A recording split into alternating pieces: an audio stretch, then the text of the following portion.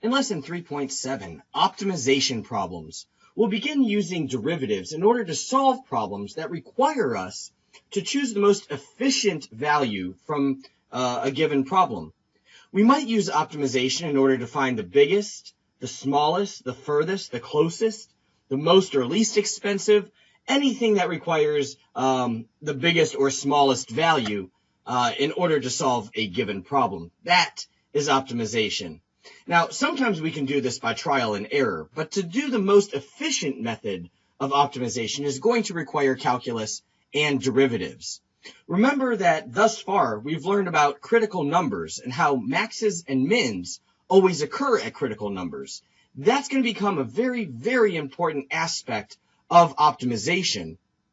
And really, before we look at any of these problems, I certainly encourage you to do so yourself, but perhaps what we should do is look at some guidelines for these optimization problems. Now remember, these are only going to be guidelines and every problem is unique in its own way.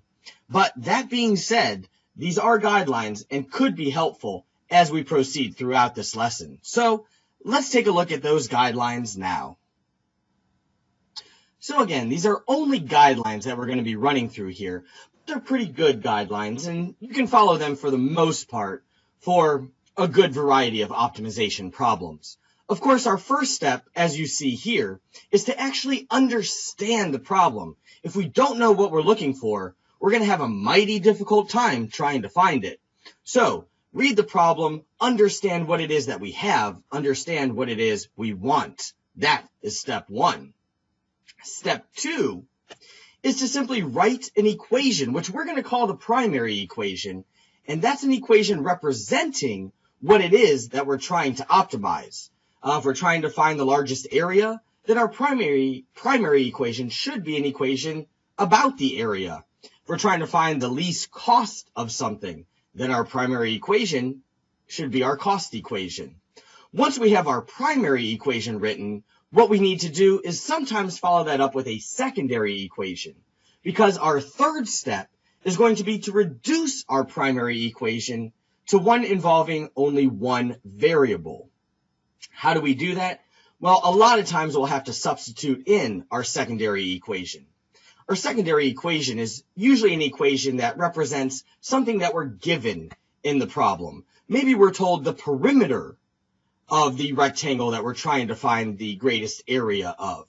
Or if we're trying to find the least cost, maybe our secondary equation tells us how many items we're trying to sell or that we will sell. So the secondary equation is something that we're given. The primary equation is something we're trying to find. And in most problems, we're going to have to substitute our given into our primary equation. After we do that, we'll move on to step 4, which is simply to find the domain of our new primary equation. That is, the primary equation that is solved already for one variable, or that has already had the secondary equation subbed in. So we need to find the domain of that, because in step 5, as you see here, more often than not, we're going to do the derivative of our new primary equation, and we're going to set that derivative equal to 0 to try to find the critical numbers. By finding the critical numbers, those are usually going to represent the value that we're looking for. They're always going to be a max or a min or some value in between, but we should always look for those critical numbers. Also, don't forget that the extrema, the max or min, could also occur at the endpoints of the domain, which is why it's very important that we find the domain in step 4. All right, so these are only guidelines, and right now, without having any context to go in, it just sounds like a lot of garbage. But let's follow these guidelines and see how this works out in example A. So here in example A, we have the absolute most standard type of optimization problem present in any calculus course or textbook. Here we are, two positive numbers are reciprocals, so there is something that we know. The numbers are positive and they are reciprocals, that's what we know, and their sum is a minimum. So clearly that's what we're trying to optimize. We want their sum to be as low as possible. So there's our optimization, and of course we need to find those two numbers. So our first step was to understand the problem And I think we understand it quite well. We're looking for two positive numbers. We want their sum to be a minimum, and we're told that the numbers are reciprocals. Now, truth be told, you can guess and check this one and probably come up with the right answer. It's not entirely surprising. But to look at the true mathematical way of doing this, let's begin by writing our primary equation. And our primary equation, again, is what we're trying to optimize, and that is the sum. So I'm simply going to write that the sum is simply going to be x plus y. There are my two positive numbers. And when we add them together, we get the sum, which is what we're trying to make minimum.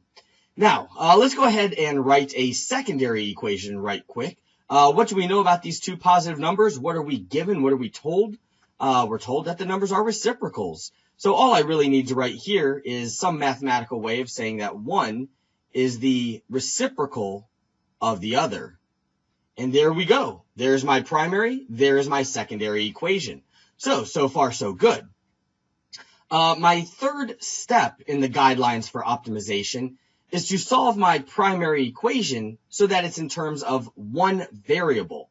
And the way I'm going to do this, quite simply, is I'm just going to take this secondary equation and substitute it in. This equation says x equals, and so I'm going to sub it in here where I have my x. And what that's going to give me is simply that sum is going to be 1 over y plus y. See, now we're in terms of one variable, y. We've substituted in our secondary equation, that's the 1 over y, and now I think we're good to go. Well, almost, actually. Our fourth step was to determine the feasible domain of this new primary equation. So let's go ahead and do that real quick. What do we know about y? Well, the only thing we really know is that our two numbers are positive, and therefore we must say that y is going to be greater than 0. We could also say that x is going to be greater than 0, but that really has no effect as far as our new primary equation goes. All right, fantastic. Now we get to the calculus part of all this. Let's go ahead and differentiate this sum equation. And if we do that, what we're going to get is that sum prime, and that's the derivative of the left. The derivative of the right is simply going to say negative 1 over y squared plus 1. I'm differentiating with respect to y, which is perfectly fine. It's the only variable in play here. And what I need to do now is take that and set it equal to 0 so that I can find my critical numbers. Now, I'll challenge you to do this on your own. If you do it correctly, what we should find is something along the lines of y squared equals 1. And therefore, y has to equal either positive or negative 1. So which one is correct? Well, if I go back to my domain, I'll see that y has to be positive. And therefore, what I can say is that y must equal positive 1. Well, if that's the case, if y equals positive 1, I think now I can go back and find what my x value is. I can use my secondary equation right here. And if y equals 1, then what I get is that x also must equal 1. And so my two numbers that I must find the two numbers. Quite simply, those two numbers are going to be 1 and its reciprocal, which is 1. If you did this using guess and check or any of those other things, hopefully you would find that this actually is the case. 1 plus 1 equals 2.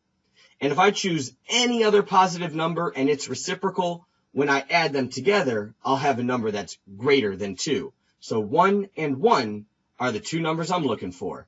And that's how the guidelines to optimization works, and that's how optimization problems look. So given that, let's go ahead and try a little more of a complex optimization problem here in example B.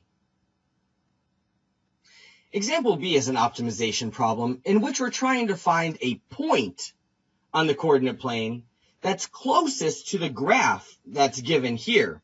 And so to come up with our primary and secondary equation, what we need to think about is when they use the word closest, what are we actually referring to? And of course, if you think hard enough about it, you'll understand that what we're thinking of is distance. And so my primary equation is going to be an equation about the distance from any given point that hopefully we'll try to find successfully, from any point to the point 2, 0. So my distance equation is going to look something like this. X minus 2 quantity squared plus y minus 0 quantity squared. There's my distance equation, and if I plug in any point on the coordinate plane, this equation right here will tell me the distance between that point and 2, 0. So that's a good primary equation. What's my secondary equation? Well, my secondary equation is what I'm given in the problem. And it's kind of hard to tell, but I am given a relation between x and y, and I'm going to use that to my advantage. I'm told that y equals the square root of x minus 8. Now, you might look at that and say, well, that's a function. But in terms of an optimization problem, this is actually an equation that relates x and y together. So it is a good secondary equation. We'll use it. Now, before we go on doing any math or calculus or anything, it is clear that if you were to graph this equation, it would be fairly easy to tell which point on its graph would be closest to 2, 0. But we're going to do this problem without the benefit of a graph and see if we can do this algebraically. I think what you'll find is that it's not overly difficult. And to be honest, a lot of times when we have a problem like this, it's not as simple as this particular problem is. So that being said, what we need to do is reduce this primary equation to one variable. And we're going to do that by substituting this y into the primary equation. So we're going to have distance equals quantity x minus 2 squared. And then we'll substitute in our y, which in this case is the square root of quantity x minus 8. And the primary equation, of course, squares that. Excellent. Now our primary equation is in terms of one variable, that variable being x. And let's just take this one more step and just simplify this whole thing. And I'm not going to go through all the algebra of it. You can certainly do that on your own. What I am going to do is square this binomial here. I'm going to square this square root part and combine all my like terms together. If I do that, I'm going to get that the distance equals the square root of x squared minus 3x minus 4. And there we go. That's a happy equation to deal with. So now that I've done that, let's go ahead and talk about the feasible domain here. It should be clear that whatever is under the radical must be greater than 0, greater than or equal to 0, I should say. And so if we do that, well, that's going to be a little bit tricky. But what I do know concerns my x right here. If I look at my secondary equation, it's clear that x must be greater than or equal to 8. If x were anything less than 8, it would cause my secondary equation to not be real, and that would be a problem. So there's my domain. Let's go ahead and operate on our new primary equation.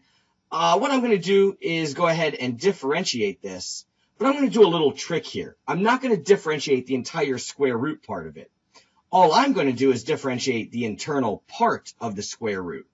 What allows me to do that is that once I differentiate this, the square root is really going to cause no difference in the value. So why bother?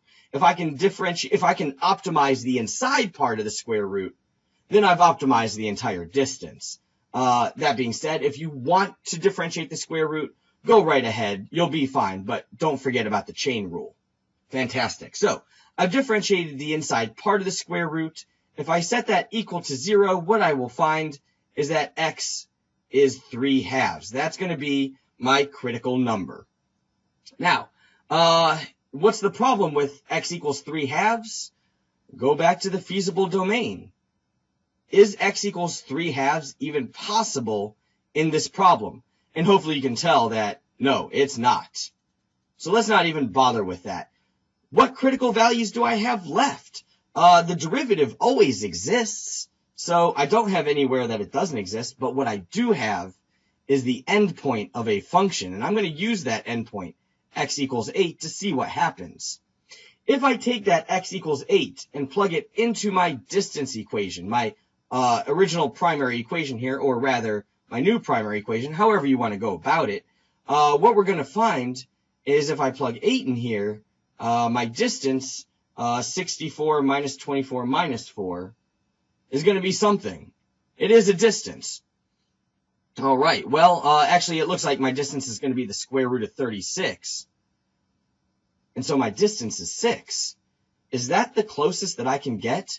Well, now I'm going to encourage you to go ahead and graph this equation.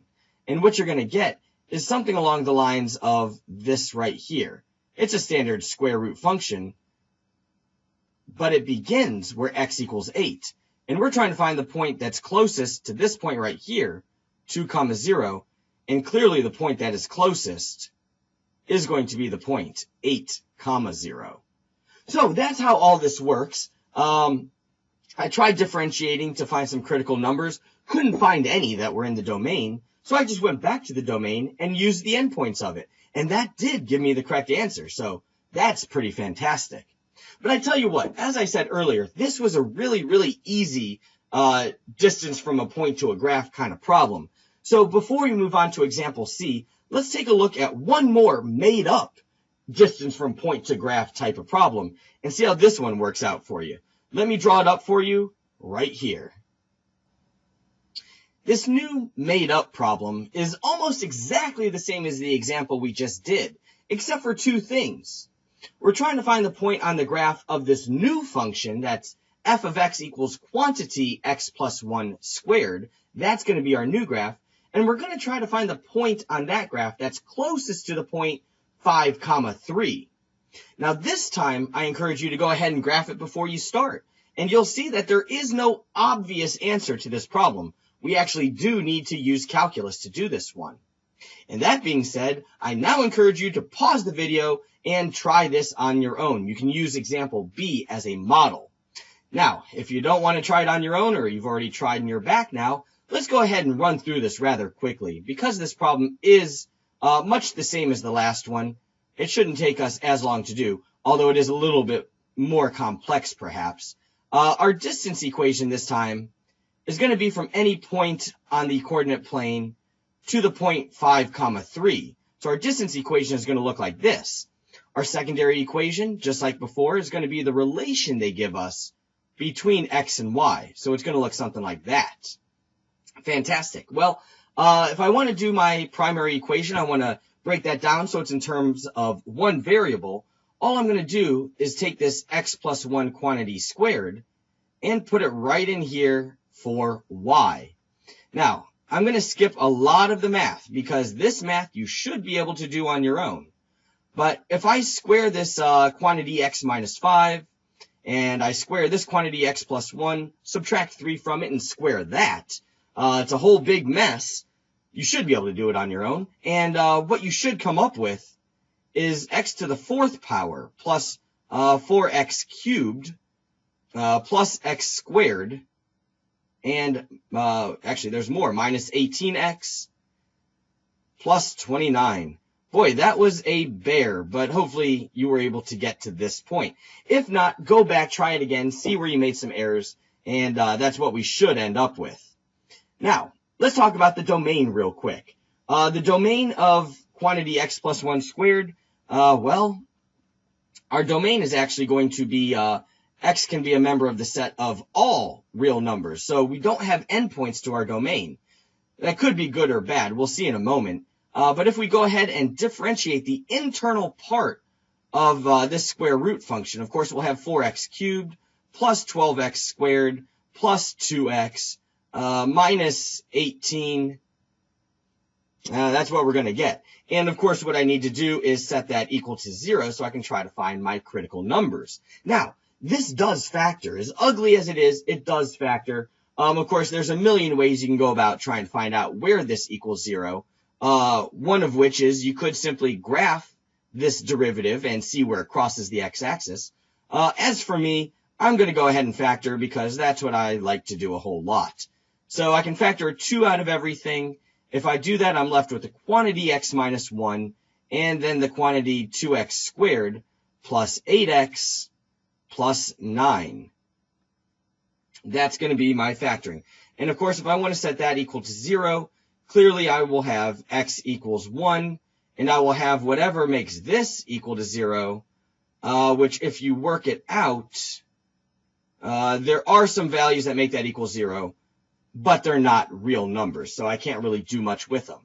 Based on this, it looks like where x equals 1 is going to be my only critical number. It's going to be the only place where I have a max or min. So let me take that x equals 1, plug it back into my secondary equation, and what I'm going to get is the point 1, 4.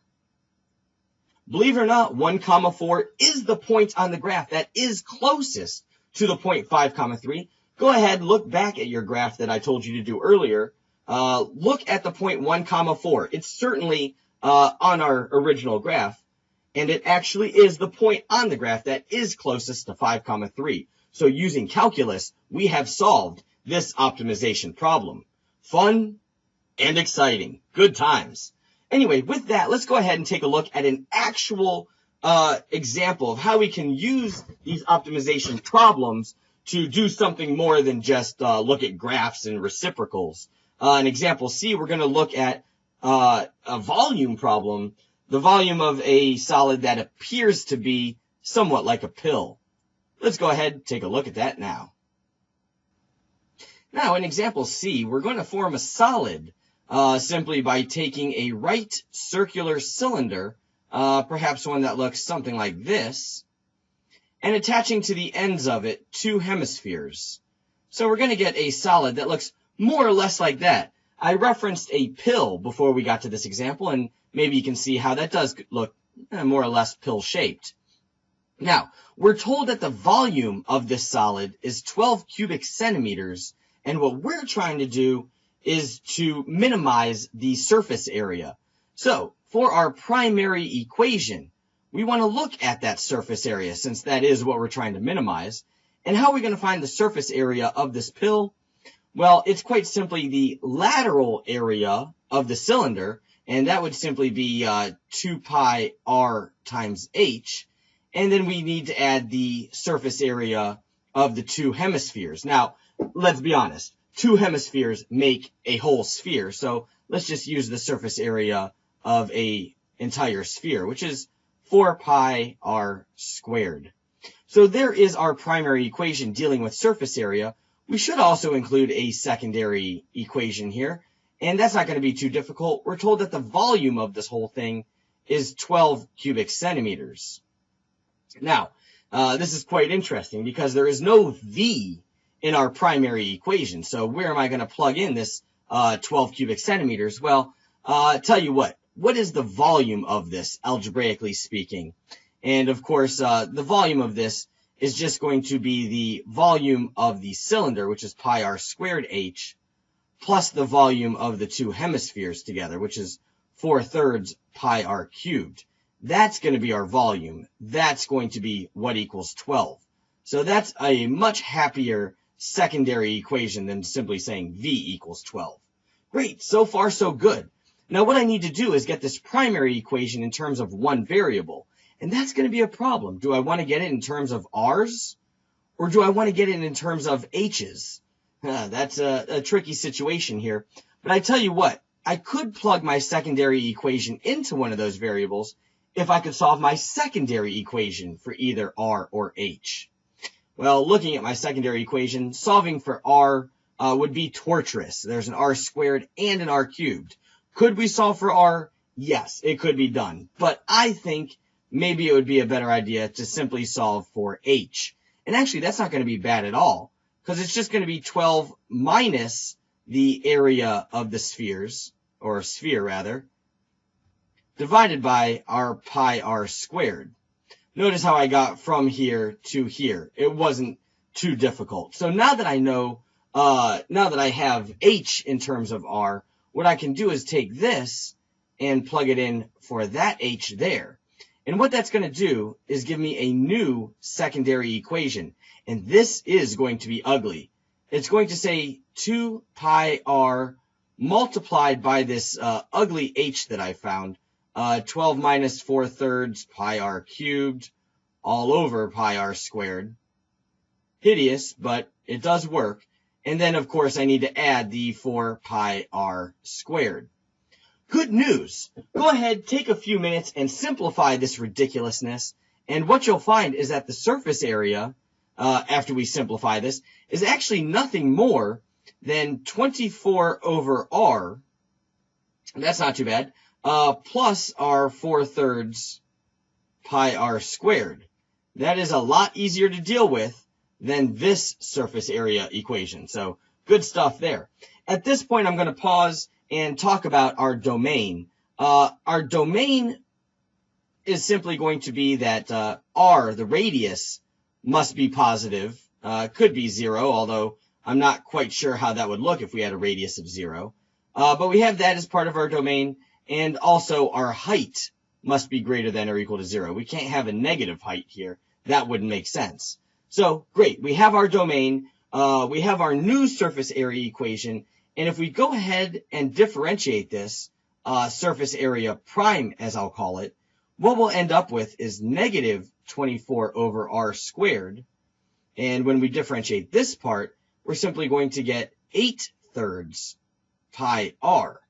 Now let's go ahead and set that equal to 0. And this is going to be an exercise for you. Solve for r. See what you get. If you get what I got, what we're going to end up with here is that r cubed is actually equal to 9 over pi. And that, of course, means that r itself is going to be the cube root of 9 over pi. All right, it's ugly, but it does work. If you want to know what that comes out to as a decimal, it's approximately 1.420 centimeters. Now, that's going to be our radius that we're going to use for our critical number. If we go ahead and take that radius and plug it into this nastiness right here, this height equation, something very interesting happens. And go ahead and try it and see what happens.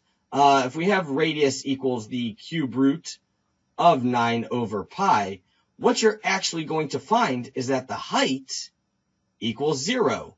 Is that allowed? Well, it certainly is allowed. We saw that in our domain, the height could be 0, greater than or equal to 0. So what does this mean? What does all this mean? The radius, in other words, this right here, the radius of our sphere or of our cylinder, rather, however you want to go about it, is approximately 1.420 centimeters. The height, in other words, the height of our cylinder is equal to 0. How does that happen? Well, it looks like our minimum surface area is going to occur when all we have is just a sphere. Very interesting scenario, but actually, if you think about it, it makes a lot of sense. It means that our sphere can be large enough to encompass all 12 cubic centimeters. We don't need to worry about the cylinder at all, and that is going to give us our minimum surface area. What is the surface area of the sphere, you might wonder?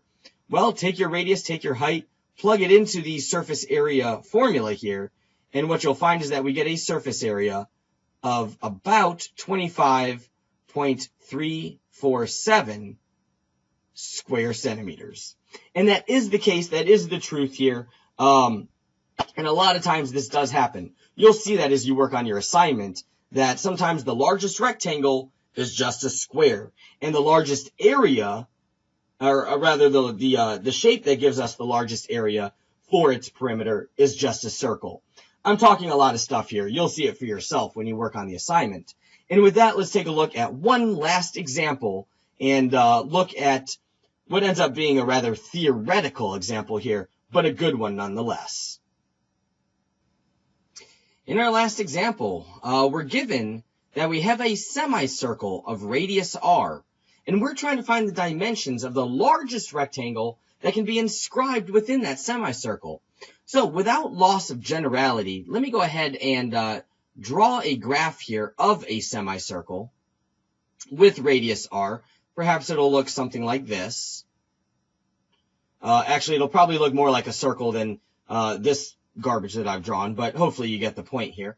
What we really need to do is come up with some equations. Do we know the equation of a circle that I'm going to center at the origin that has a radius of r? Well, of course we do know that equation, and the equation of that circle is simply going to be y equals the square root of whatever the radius is squared minus x squared. So there's going to be our equation for the semicircle. Of course, in this context here, the radius is always going to need to be positive. X, well, we'll talk about that in a moment. But if I want to go ahead and draw a rectangle, just whatever kind of rectangle in here, here is a pretty standard rectangle. Of course, what I know is that this would be x, and the height of the rectangle would be y. And that makes a lot of sense. The height of the rectangle, it would just go up to wherever on the graph the semicircle is. So there's my y equation. Hopefully you're already thinking about where that's going to go as far as an optimization problem. But here's my x. And how does x relate to the width of this rectangle? Well, we'll talk about that in just a moment as well. So let's go ahead and write our equations. Our primary equation, what it is we're trying to optimize here, find the dimensions of the largest rectangle. So we're talking about area. And area of a rectangle, of course, is just length times width. That's the easiest primary equation I've ever seen. Hopefully this is going to be an easy problem. Our secondary equation, well, we're actually going to have a couple of these. We have one secondary equation that deals with the length. What is the length of this rectangle? And if we go back to the picture, of course, the length of the rectangle is that entire thing, which is actually 2 times the value of x. And what's going to be the width of this rectangle? Well, we can call it width, we can call it height, whatever you want to call it. It's simply going to be the y value. And so that is going to be r squared minus x squared. Now, be very careful here. I know that r is a letter, but r is not a variable. Remember, we're given that the semicircle has a radius of r, so r is a fixed constant. We don't know what that constant is, but r is a constant. R is not a variable. Be very careful. So the first thing that I should probably do here is to rewrite my primary equation in terms of one variable. And I'm going to do that by simply substituting the length and width into this equation. So what I will end up with is that area equals the length, 2x, times the width, which is given as r squared minus x squared. There's going to be the area of any rectangle I create, given my x value. So this is great. This is already in terms of one variable. Remember, r is not a variable. So all I need to do here is actually just go ahead and differentiate this area. Now, to differentiate this area, of course, it looks like I'm going to have to use the product rule. So no problem. I will take the first term and multiply that by the derivative of this square root. That, of course, will be 1/2 times r squared minus x squared to the negative 1/2. And I could stop there, but I would be wrong. Notice inside there is a function. And so I need to use the chain rule to come up with a negative 2x. Be very, very careful. That's where most people mess up on this problem. You do need the chain rule, which is the derivative of that. Gives us negative 2x. Now I'm going to add that. This is the product rule, remember, and that's only the first part. The second part of the product rule, however, is very easy. It's the derivative of the first part times the second part. And that couldn't be much easier. So there we go. Now, this kind of stinks, but we can go ahead and simplify this quite a bit. And if we do that, what we're going to end up with is negative 2x squared divided by the square root of r squared minus x squared. That's the simplification of this entire nastiness. And then we'll just add that to 2 times the square root of r squared minus x squared. So there is our derivative. I forgot my prime there. There's our derivative of area. And of course, what we need to do is set that equal to 0. Oops, I forgot to look at the domain of this whole thing. Well, let's do that real quick. It should be clear that x needs to be a positive number. So x will be greater than or equal to 0. However, it can't be any larger than the radius itself. And so x must be captured between 0 and r. Now, if x is 0, we don't really have much of a rectangle. What we'll just have is a vertical line. And if x equals r, we won't really have much of a rectangle there either. We'll just have a horizontal line. Nevertheless, mathematically, x can be 0 or r. Of course, realistically, it doesn't make sense, but we'll go with it. So what I need you to do now is to solve for x in this giant nastiness. My advice to you is to take this term, move it to the other side of the equal sign, and from there just do math. That's not very good advice, but do math and it'll work out for you. If you work this out, what we should end up with is something along the lines of 2 times the quantity r squared minus x squared equals 2x squared. And of course, we can work this out quite nicely. And what we'll end up with, if we do that, is that we'll end up with r squared equals 2x squared. And you can see for yourself where that comes from. However, it's not r squared that I'm looking for. So let me go ahead and solve for x here. And if I do solve for x, what I'm going to end up with is positive or negative square root of r squared over 2. Of course, if we go back and look at the domain that we just worked on, notice that x has to be positive. So we can get rid of the positive or negative garbage here. And x must be the square root of r squared over 2, which I'm going to simplify to just r over square root of 2. Now, I don't need to check the endpoints of the domain because, as we said, either endpoint is not going to give us much of a rectangle at all. And so it looks like we found our x value that would give us our largest rectangle. Well, that doesn't really help us much because what we're looking for are the dimensions of that rectangle. So let's go ahead and do that. Our length is simply going to be 2x, 2 times x. Well, we have x right here, so it looks like our length is going to be 2r over square root of 2. Fantastic. And our width, this might surprise you a little bit, but if you plug this in for x right here, what we're going to get for our width, that's right, we're going to get, well, r over square root of 2. So it looks like our length and width are very closely related to each other. Our maximum rectangle that will fit in the semicircle simply has a length that is twice of its width. So it's actually very close to the rectangle that I drew here in this picture. So in lesson 3.7, we've dealt with optimization problems. Perhaps the most important thing to remember is that we need to understand the problem.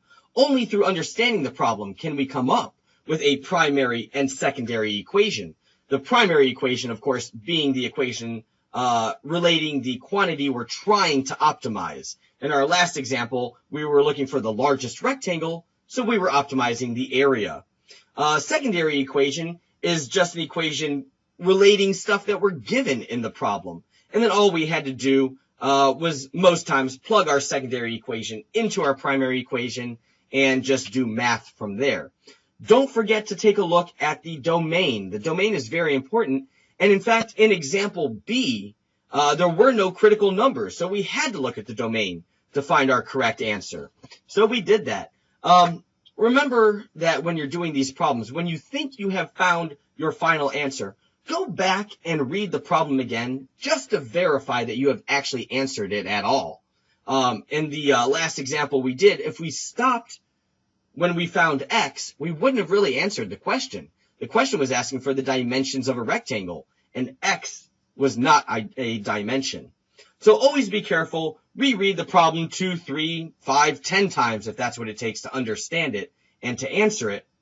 And, well, optimization is a very important topic, but it's not a very easy one. And that being said, good luck on this assignment.